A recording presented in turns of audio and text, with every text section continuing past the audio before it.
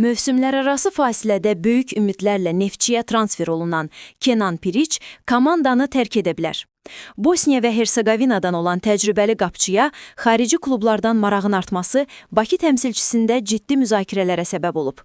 Məlumata görə Kenan Piriç Türkiyə, Səudiyyə Ərəbistanı və Avropanın bir sıra ölkələrindən bir neçə rəsmi təklif alıb. Golkiper bu təkliflərdən ən azı birini dəyərləndirmək niyyətində olduğunu klub rəhbərliyinə bildirib və danışıqlar aparmaq üçün Neftçidən icazə istəyib. Bu xəbər ağqaraların düşərgəsində panika yaratmayıb. Əksinə, baş məşqçi Yuri Vernidubun Piriçin mümkün gedişinə müsbət yanaşdığı qeyd olunur.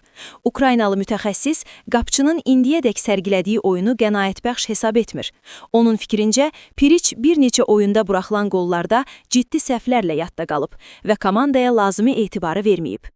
Qeyd edək ki, Neftçi 31 yaşlı qapçı ilə 2 illik müqavilə imzalayıb. Lakin hazırda tərəflər arasında qarşılıqlı razılıq əsasında müqaviləyə xitam verilməsi variantı gündəmdədir. Yaxın günlərdə bu məsələyə aydınlıq gələcəyi gözlənilir. Sizcə, Kenan Piriç Neftçi üçün doğru seçim idimi? Yoxsa ayrılıq daha düzgün qərardır?